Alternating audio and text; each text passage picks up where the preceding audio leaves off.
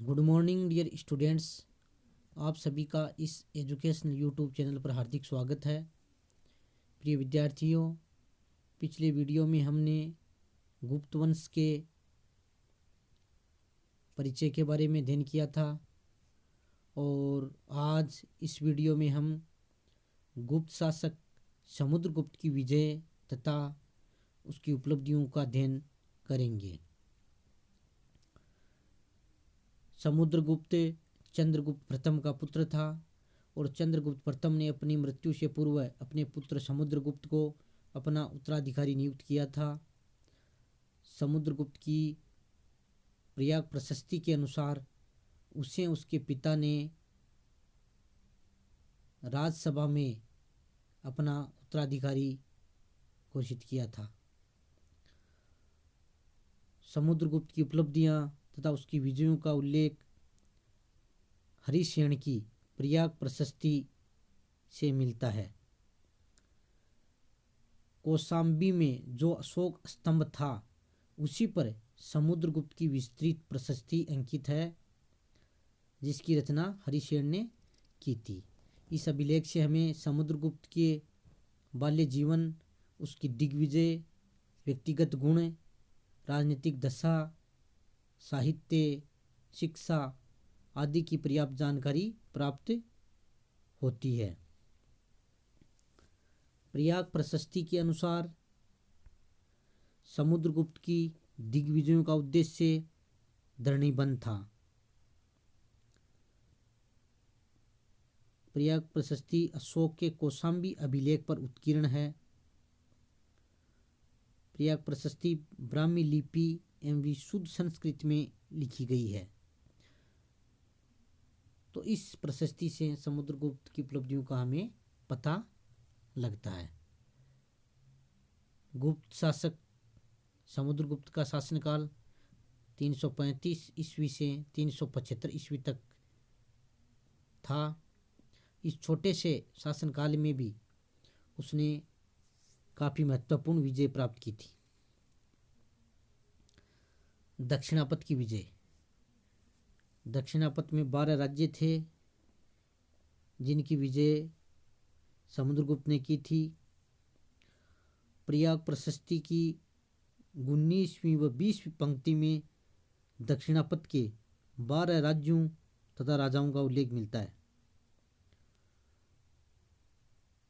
इन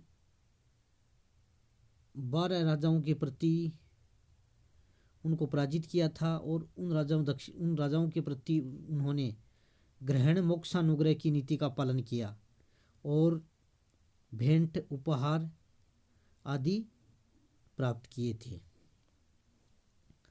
दक्षिण के जो ये 12 राज्य थे, ये मध्य प्रदेश, उड़ीसा, आंध्र प्रदेश और तमिलनाडु क्षेत्र में फैले थे। इनमें प्रमुख थे कौशल का महेंद्र, महाकांत्र का व्याघ्रराज, कोराल का मंटराज, शिष्टपुर का महेंद्रगिरी, कोटर का स्वामी दत्त, एरंडपल का दमन, कांची का विष्णुगोप, अवमुक्त का नीलराज, वेंगी का अस्थिवर्मन, पालक का उग्रसेन, देवराष्ट्र का कुबेर और कुस्थलपुर का धनंजय। इन राज्यों के प्रति समुद्रगुप्त ने ग्रहण मोक्षानुग्रह की नीति अपनाई। इस नीति के तहत इन राज्यों को जीतकर वापस लौटा दिया व उनसे भेंट उपहार आदि प्राप्त किए। आर्यावर्त की विजय। संभवतः आर्यावर्त का प्रथम युद्ध हुआ था और आर्यावर्त का द्वितीय युद्ध हुआ था। तो आर्यावर्त के प्रथम युद्ध में 3 राजाओं को समुद्रगुप्त ने पराजित किया था और इस जो आर्यावर्त की जो विजय है प्रथम युद्ध की, उसका उल्लेख प्रयाग प्रशस्ति की 13वीं 14वीं पंक्तियों में मिलता है कि राजा ने अच्युत, नागसेन व कोतकुलज नामक राजाओं को हराया था। आर्यावर्त के द्वितीय युद्ध में 9 राजाओं को पराजित किया था। ये 9 राजा थे रुद्रदेव, मतिल, नागदत्त, चंद्रवर्मा, गणपति नाग, नागसेन, अच्युत, नंदी और बलवर्मा। इन राजाओं के प्रति समुद्रगुप्त ने प्रसबोधरण की नीति अपनाई थी। इस नीति का अर्थ है यानी जड़ मूल से उखाड़ फेंकना, यानी इनको पराजित किया और अपने साम्राज्य में शामिल किया। प्रत्यंत राज्यों की विजय।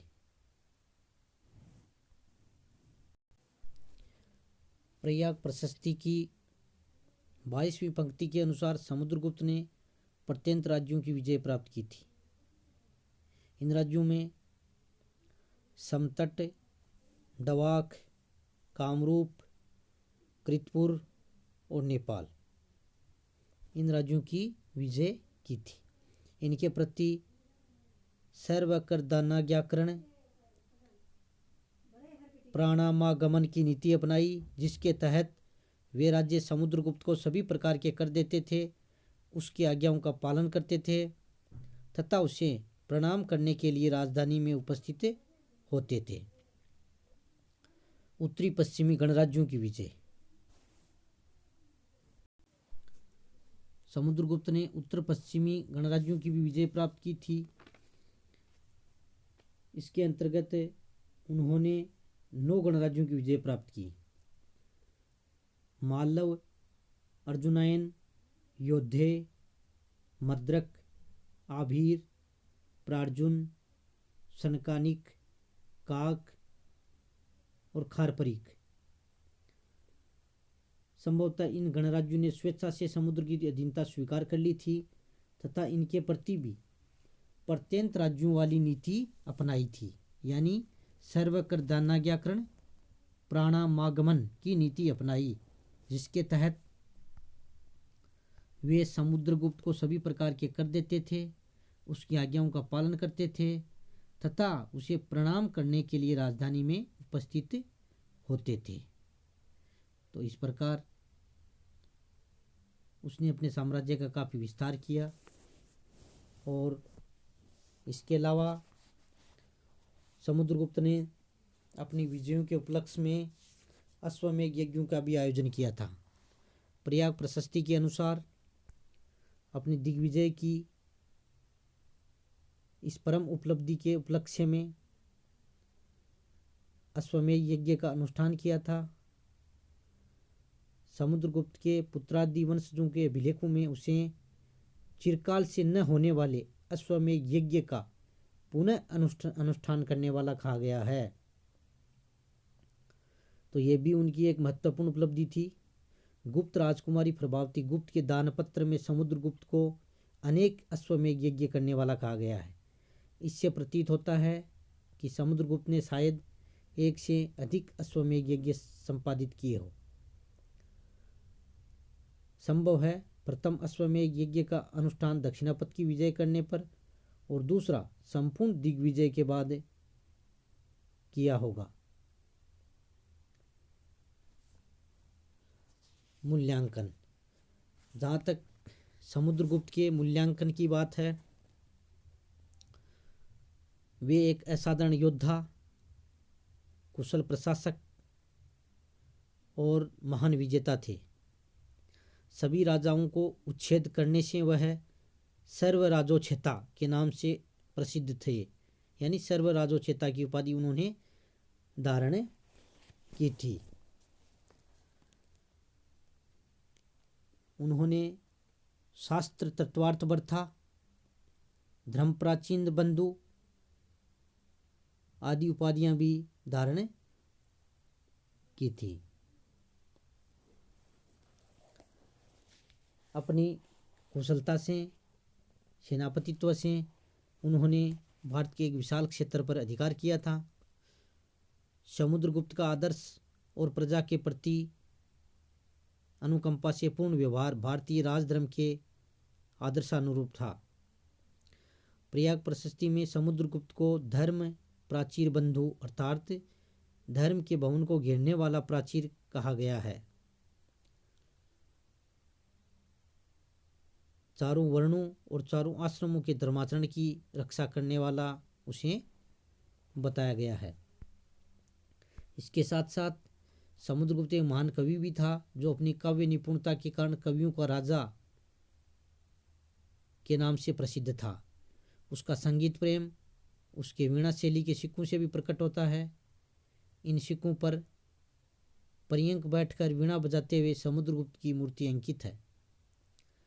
कला और साहित्य का मर्मज्ञ समुद्रगुप्त पंडितों एवं विद्वानों का आश्रयदाता भी था।